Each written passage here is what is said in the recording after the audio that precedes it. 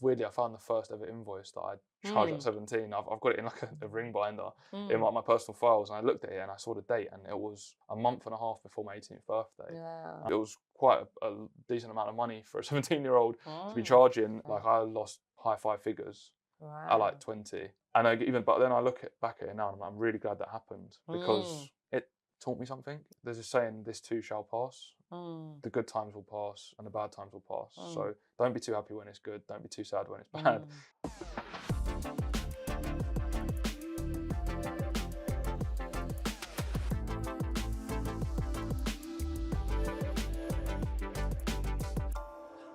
Welcome to The Silent Epidemic by Omniotherapy. I'm your host, Hatice Mehmetquirk.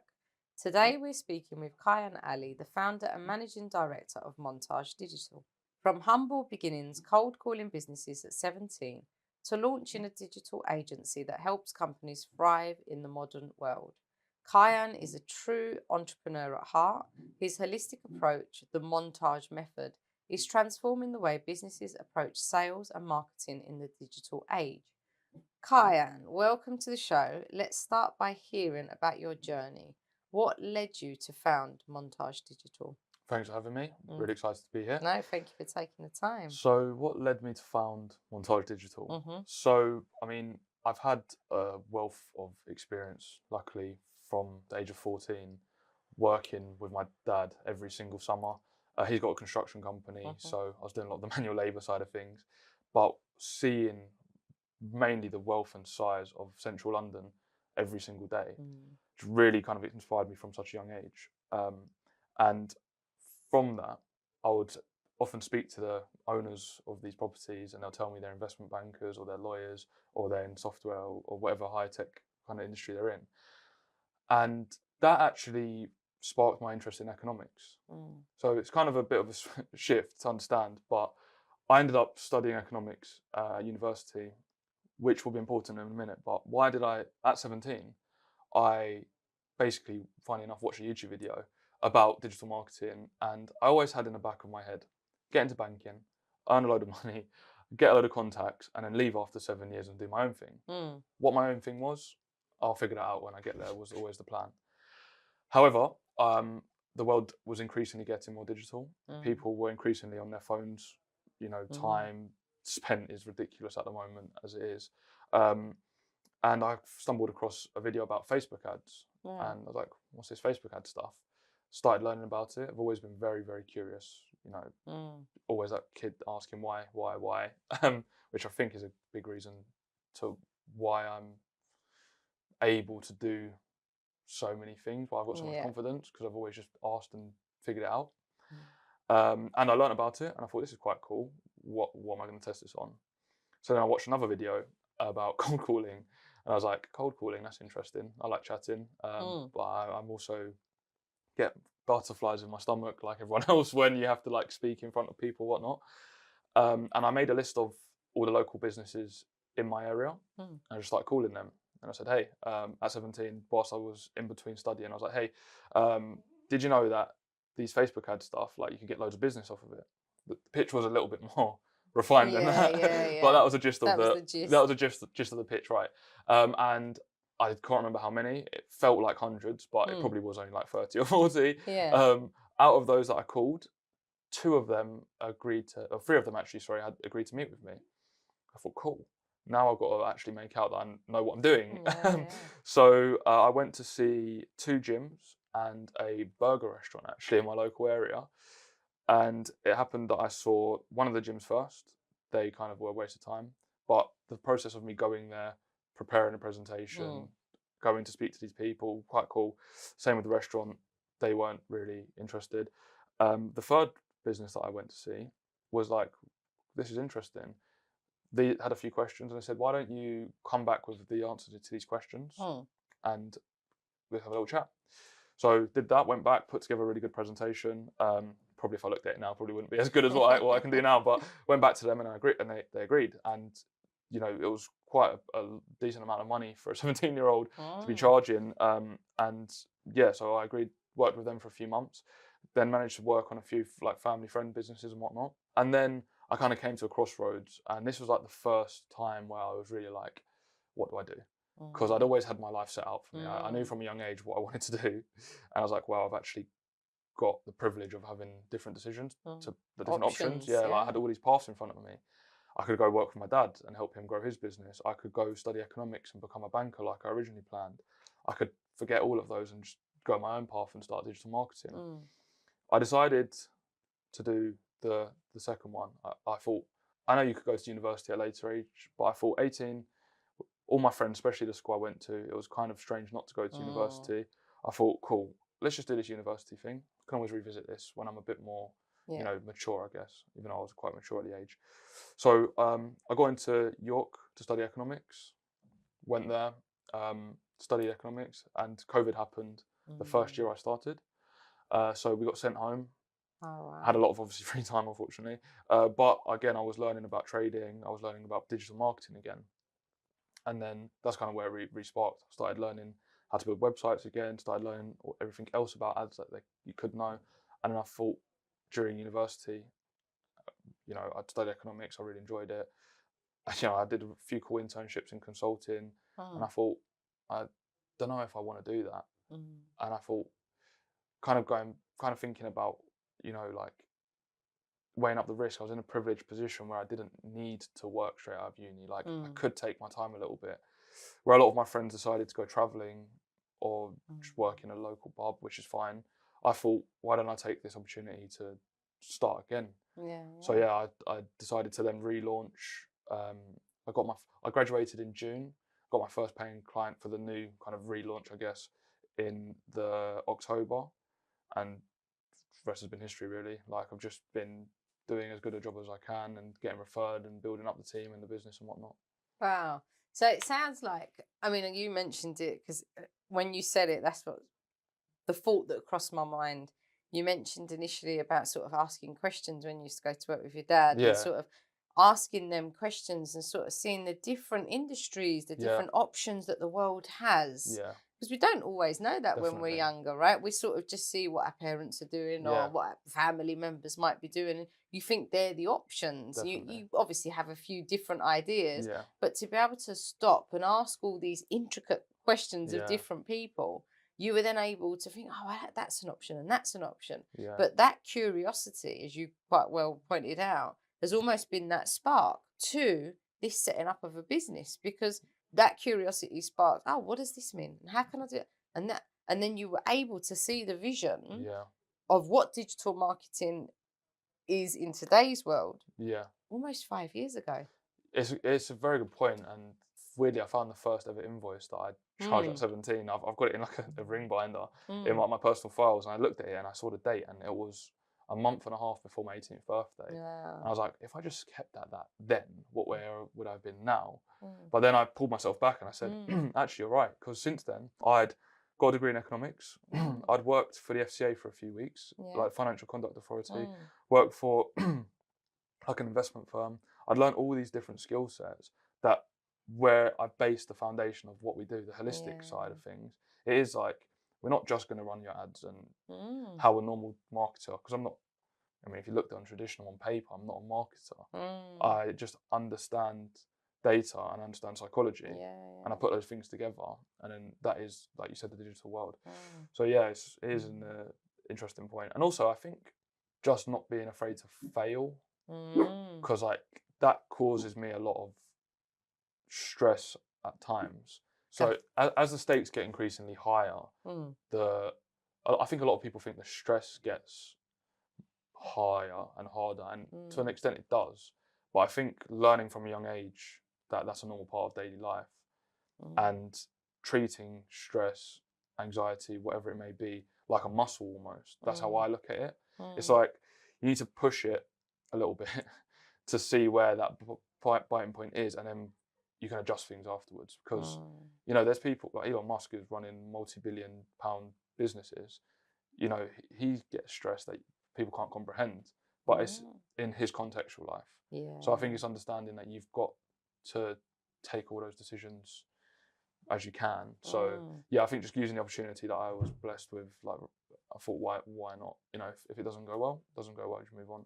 And that's like a positive reframing that you kind of have to do sometimes. Just a quick break from today's episode. Let's talk about something that doesn't get enough attention: mental health at work. If you run a business, you've probably seen it: stress, burnout, employees who aren't performing at their best because they're struggling. The problem? Most companies don't know how to address mental health in a way that actually helps their team. That's where Omnia Corporate Training comes in. We provide CPD certified mental health training that's practical, flexible, and designed to fit into any workplace. If you want to invest in your team's well-being, and let's be real, happy employees perform better, tap the link in the show notes or visit omniahealthgroup.com to learn more. It sounds like you've been really supported by your family, really inspired by Yeah. your family. And again, you've mentioned, having being in the position where you could take that risk as such of, well, let's see how it goes. Like, do I take that grad job or do I go into this position Mm. and see where I go? And thankfully, it's taken off for you, and it's gone well. Not to discount the stress and the pressure Yeah. that you've been through in the process, because I dare say that there are moments where you're like, oh my God, as with any business. Yeah, yeah, it's right. And I had like quite an interesting upbringing in Mm, terms of fantastic upbringing, but as in like everyone, everyone in my family or my family circle that have done well for themselves mm, was always off entrepreneurship mm, or something off their own back at mm, least. But I was also the first person to go to university. mm, Um, my parents had me quite young, and they family couldn't give them that opportunity. mm, So then going to the sixth form that I went to was very academic. mm, Everyone I was around there, their families were doctors, lawyers, very educated, like third, fourth, fifth generation. mm. So I had that perfect understanding almost of both sides. Yeah, And yeah. again, it was just like a accumulation of good things. But yeah, massive support. And like I said, calling my dad, I remember it quite well, like calling my dad. And I said, Dad, obviously we spoke about these grad jobs that I've been offered or could be offered and how much they pay. And Mm, obviously you've supported me and whatnot. I'm not going to do that. And he said, well, what are you going to do then? Are you mm, just you planning to faff about, or what are you planning to do? I told him my idea. He said, yeah. He goes, business owners make more money anyway. He said, mm. got my support, son. And I was like, that's cool. I was like, nice. That's one stress taken off of my shoulders. Yeah, Which, yeah. The thing that crossed my mind earlier when you said about you went into uni and you've sort of gone in, and obviously that dreaded time of COVID and lockdown, yeah, and to go and start, be excited going away to York yeah, and then be told actually you've got to go home. yeah, You sound like you took the difficult period and worked it to your advantage to build on your knowledge and build on your expertise whilst maintaining a degree yeah, at home, well, while everyone's stuck indoors, etc. It shows strength and courage, because obviously at that time there was a lot of people where the isolation led to a lot of demotivation. It sounds like for you it done the complete opposite. yeah. It was a very weird period Mm, for me because I'm an extremely social person. yeah. Like I really do well when being around other people whose Mm, energy like I thrive with. And as much as I love my family, there's a lot of us. There's six of us in the house, so it did get a lot at certain periods. mm, But you are right. I just had that curiosity, and like I was really interested in trading at the time because mm, again, I was still like I'll just be a trader in the city. So mm, I actually ended up turning a small amount of money into quite a lot of money, mm. and then losing it all. Wow. Like I lost high five figures at like Wow. 20. Mm, And that in itself, I was like, wow, this is not the best situation. mm, And but then I look back at it now, and I'm really glad that happened mm. because it taught me something. Yeah, yeah. And I don't know exactly where it came from, but I know I'd consumed a lot of, I don't want to say self-help, but like motivational kind of personal development stuff from a Mm, very, very young age. Just loved it for mm, whatever reason. So I kind of look at everything that happens as like a lesson to not make that mm, mistake again. So it's mm, like, okay, cool, that happened at this stage. I know why that happened. Wasn't diversifying risk. I wasn't doing X, Y, Z. mm, Now I can take those into future things and make sure it mm, doesn't happen again. And there's been recent scenarios where I've had ex team members do big mistakes, mm, and rather than kind of just blaming everything on them, I always take the onus on myself It's like, what could I have done better? And take that as a lesson and make sure that doesn't happen again. So yeah, it is. And going back to the COVID times, why that was, just because I enjoyed it really. Like, I was just fortunate that I enjoyed that. Don't get me wrong, I did the other things. Played a bit too much PlayStation. I watched a few too many shows. But then going back to what I did actually is in my second year when things started opening up a bit, I decided to go back and live in York. Yeah. So me and my friends that lived together, I really pushed them. I had one friend that was really into the gym. Me was really into all this kind of stuff. I had another friend that was really interested in all these other things. And we thought, well, we're going to be here anyway. We might as well just share ideas and like just do fun stuff. So we'd work out together, we'd work together, we'd learn together, and getting like a group of people. I was speaking about it before we started. Finding a group of people who are like-minded. Doesn't have to just be business. If you love, anything in particular. If you've got a passion, you've got a passion. Exactly, and then you feed off it, because when me going and telling maybe you something about marketing, obviously you care because you've got a business yourself. You won't have that same desire or drive to like nerd out about it as I would, right? Whereas if you were nerding out, we'd both nerd out together, and then we could be chatting for hours, right? There's other stuff we could talk about. But yeah, so I think surrounding yourself with people, it doesn't have to be in person either.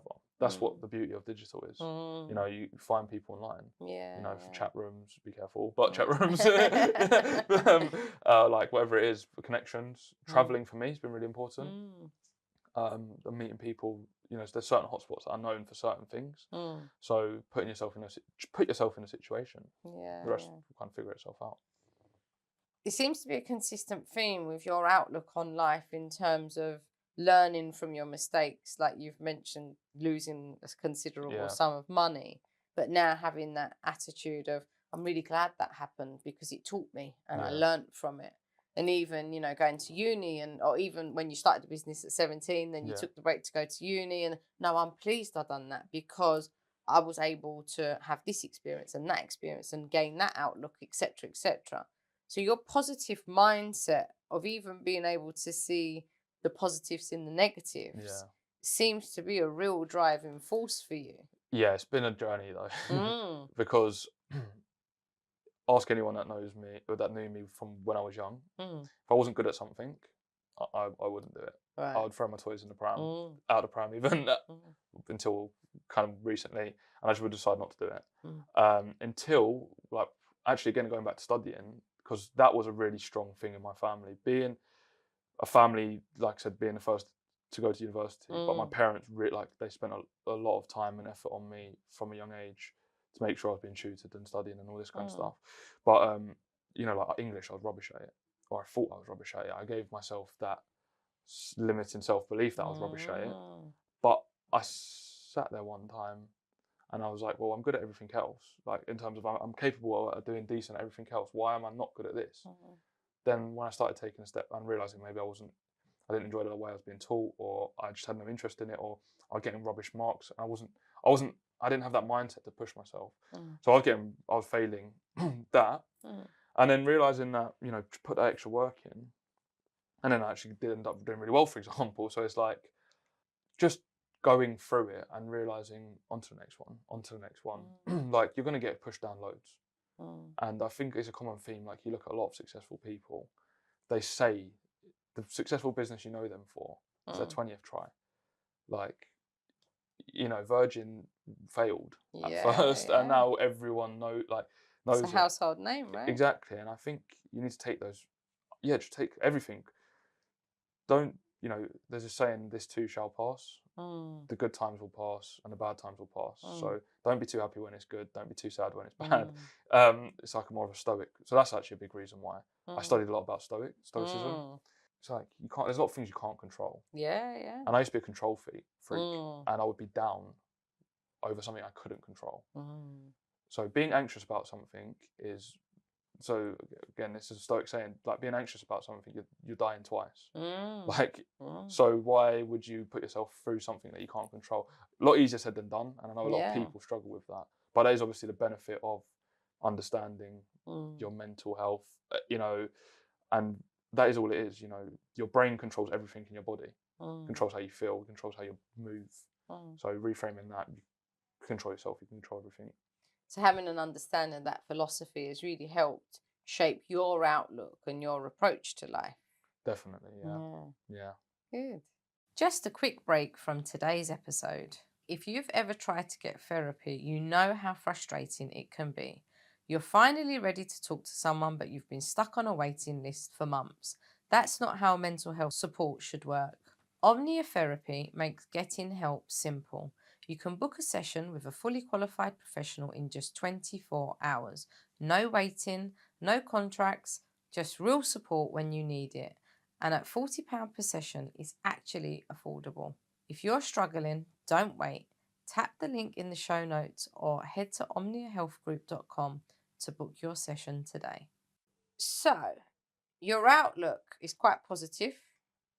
You pick things apart. You go into a lot of intricate detail to understand things, and not even just how the business side works, but also your own self, to be able to identify you've got sort of limiting beliefs Yeah. around English, and then work at it to then get the results that you were even surprised yourself by the Yeah. sounds of it. It's quite a skill. Now you're running a business. Obviously, that is a pressure in itself. Has it all been plain sailing? Yeah. It's a good, good question. No. More more often than not, it isn't plain sailing. Mm, And I'm speaking very positively because I have got a positive mm, outlook on things. But to be honest with you, a lot of the time, my brain is a bit like a storm. There's a mhm, lot going on. And also, I'm very conscious of the fact that not all I have, but my main focus right now is just business. Like I don't have mm. kids that depend on Yeah, me, yeah. or like someone that really depends on me in that sense, Mm, financially or emotionally right now. So like I know that again, things are going to get harder. Like I kind of said earlier, mm, it hasn't all been plain sailing, and like I said, there's been many times, thankfully not in the last 6 months, but many times where I've opened up big jobs that I was looking at before mm, and thought I could get this. I mm, could just get this salary, forget mm. all this headache, and just go and do it. Yeah. And 9 to 5, job done. exactly right, yeah, and earn more in my pocket Mm, that probably that I am now. But I think that is because I can always that is always a sign to me when I'm probably getting close to that burnout stage. mm. When I start not believing that I can do what I can do, is when I start realizing maybe it's time to take a little step back. Mm, And I was on a call with you actually, we're doing some work, and you said, "Kai, are you okay? mm, You look very tired." And you weren't the first person to say that to mm, me that I looked up to and respected in that week. That wasn't also family and seeing me on a daily mm, basis. So that really sparked my brain. I was mm. like, okay, this is, can't just make a joke about working really hard on their stuff because, like, although it's true, like, it's just obviously a concern because, yeah. And then we spoke briefly and made me understand a bit more, sorry, that I was probably a bit too close to that burnout stage. Mm, And now I think I've noticed the stages of burnout a little bit more. mm, And again, taking that kind of approach I take to everything else, I always think, yeah, well, another hour, I can work another hour. mm, There's been so on top of all this, it's a bit relevant to the story as well. Actually, on top of when I came home to start my business, I used to tutor GCSE maths. mm, So I thought to earn money for myself, so I don't have to touch business money. I would pick mm, that back up, and I still do that to this day because mm, I actually enjoy it. So all day Saturday and all Friday evenings, I still tutor maths. I don't mm. really need to, but Yeah. I love doing it. Obviously, and it pays me as well, so it's just nice. But there's days where I literally will work 16 hours straight, like as in I'll work on a business all day, then I'll do 3-4 hours of tutoring, Mm, and I'll go to bed at a silly time and I'll wake up again at a silly time to do a few hours, then tutor all day, and I'm just flat out. And I thought it's normal. You just go until you can't go. And what would happen is I would go hard for as long as I could, and then I'll just be depleted for 2-3 days. mm, Um, and something you said was like, you're better off doing 8, 9, 10, 11 hours of really good work than 16 hours of not so good work. mm. And me being an analytical person sat down and ran the numbers, and I thought, you know what, as an hour perspective, you're probably all right. Mm, If I'm gonna be destroyed for 2 or 3 days, don't get me wrong, I still put in those hours because I love it. But there's times now where I'll be like, I think you said it to me. It's like, is sending this piece of work at this time compared to tomorrow when you're fresh really going to make much of a difference? So a lot of the time I ask myself that question now. Sometimes the answer is it has to be done right now. But half the time it's like, this can wait. So it is better to have that extra hour of sitting playing on my phone or watching TV or sleeping. Probably better to do that. But then forcing myself to do this work that's going to be subpar when I compare it to a fresh brain. So yeah, doing that has helped me. But saying that, I've only been able to do that because I'm putting the infrastructure and systems in place around me to be able to do that. And I think that is a big thing. You need to have a system or a support network. So how you mentioned about my parents being the belief factor, I also need that internal system that there's some tasks that I shouldn't be doing within my business. So giving that to the team, for example, will give myself mental bandwidth, and it allows me to do the high leverage things, which also means I'm not just thinking about every single thing, which although I am in the back of my head, I don't have to be boots on the ground. So that is also, given me that kind of framework. So I just want to clarify, because obviously I know and you know, because we had the conversation together, and you have kind of mentioned it, but I just want to reframe it for the listeners. Sure. For you, what you noticed was happening before we had the conversation was that you were burning the candle at both ends. Yeah. Kept going, 16, 17-hour days. And your cycle of burnout would be that you would go until you hit that wall where you literally physically couldn't do anything for 2 to 3 days, whether that would be a migraine, whether that would be some form of illness, whether it would just be completely drained and your head just can't focus on a task because you're shut out, right? And again, when we spoke about it, it was sort of like 6 to 8 weeks, 8 to 10 weeks, whatever it may be, depending, I suppose, on how hard you were hitting it, right? And then you said you've gone away. I love that you've gone away and crunched the numbers. And you're able to now see that actually balancing that and taking time to do jobs within suitable working hours where you can factor in time for yourself to just de-stress and do things for you, playing your phone, sit with friends, go to the gym, just chill out and recharge those batteries, enables you to be able to maintain and just keep going at a steady level pace, which is going to bring you balance. Yeah, definitely. Yeah, balance is an interesting one as well, because I'm not sure how much balance I of course believe in, but I do also, you need to take things into context of the situation as well, because also there's times where there's no balance, and there's been times where I love going to the gym, try and go 4 or 5 times a week, like sometimes I can't, and what you said is exactly right. I need to take my time for myself, but also I used to be really hard on myself, and by that I mean I would work 12, 14 hours and say I still need to go to the gym, for example, and I'd go and I'd have a rubbish session, and I'd say to myself, at least I went, better. And it is true, but then I would be going to that cycle, I'd push that cycle, I'd make that cycle shorter of that burnout period. So again, just being, I'm not going to go to the gym tonight, I'm going to go to bed, and I'm going to go first thing in the morning, and I'm still going to tick that box in my head. But yeah, it's true, it's exactly, you said it almost spot on. So even like taking breaks to recharge myself, and what you said I didn't even touch on, but it's true. Spending time with people that recharge my batteries, whoever that is. Like, there's a lot of people in my life that do that, thankfully, and I'm at that age where I can pick and choose who I spend time with, when I spend time with them. So yeah, definitely taking that time for sure. Just a quick break from today's episode. Have you ever felt like the kind of support you need just doesn't exist? Maybe you need help outside of normal hours. Maybe you don't even know where to start. That's why Omnia Neurodiscovery exists. We offer specialised, flexible mental health support, including intensive evening and weekend packages for people who need something different. If that sounds like what you've been looking for, don't wait. Tap the link in the show notes or visit omniahealthgroup.com to find out how we can help. The Montaj method is at the core of your approach. How does it differentiate your strategies from other digital agencies? It's a good question. So the actual name montage comes from the Turkish word montage, to assemble. So the idea was always we bring all of the pieces of your business and your marketing together. And going back to kind of what I've spoken about in this short chat, it's a holistic approach. A lot of people will just look at your ads and say, this is just working. A lot of people just look at your website and say, this is how you do a good website. We want to take a look at the whole funnel.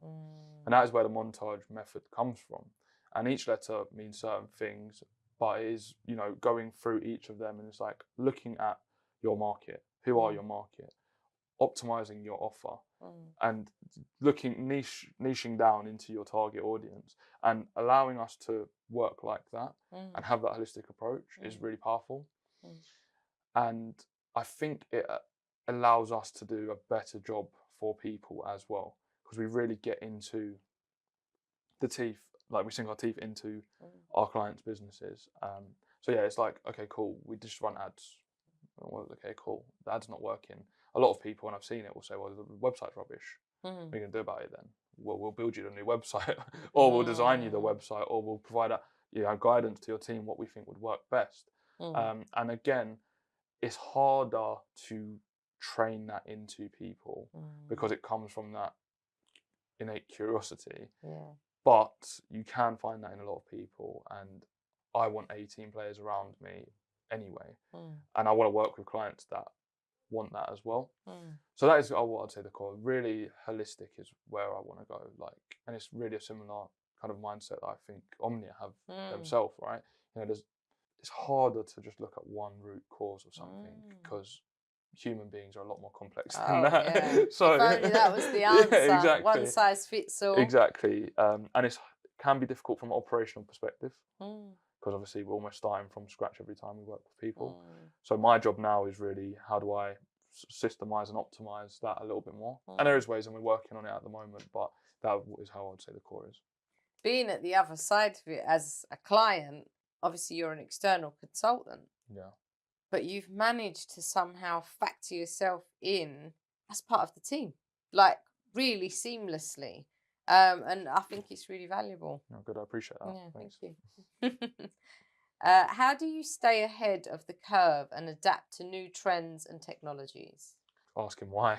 I remember a teacher of mine told me once that there's this, I don't know how true this is, so don't quote me on it, but that there's a Chinese proverb that says, going back, I know there's not one size fits all like we just said, but to find the root of any problem, you ask why 5 times. So why is my marketing rubbish? Well, what's the actual question? And you kind of keep going back and back until you actually get to what is the thing I need to actually deal with. So that is one thing, but also actually allocating time to learn. And I've actually got, like I said, almost a tribe of people around me. I've got one that is extremely switched on with AI. I've got one that's extremely switched on with cold outreach. I've got my team that are extremely switched on with ads. And I actually make a conscious effort to meet up with these people on a bi-weekly basis. And we literally get on a call and say, what have you been doing this week? Like, what have you learned that you can give me? And I'll do the same thing. And it's a give take. It's not like I'm just sitting there and asking the questions and you get all the value. So we actually block off an hour or two every other Sunday with friends. Sunday? Yeah, on Sunday. But it's a conversation with friends, having just a chat about what we've been doing, and then it sparks ideas. And I think you can really get into an echo chamber in your head. One, you think your thing looks really good, and when you show it to other people, it doesn't. And vice versa. It might be a bit too hard on yourself when everyone else thinks it's really good. Even that, you've got a team of people that you're working with, and it shows that the value that you have in your team, but the team also have in you, to take out time on a Sunday to sit there and share ideas. Because, as you said, it's not just about me taking the ideas as the head of the business. You're sharing these ideas with your team because there's this collective goal.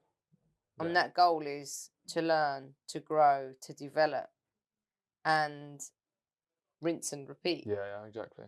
Yeah, exactly. And that's, we actually, it's kind of weird actually, we're doing my first lot of interviews because I felt like I was the one being interviewed. Because I was like, I'm in like early 20s, Yeah. But I actually even that, because a lesson that I learned, the first ever person I hired, Mm. great guy, just wasn't great for the business Mm. for a few reasons.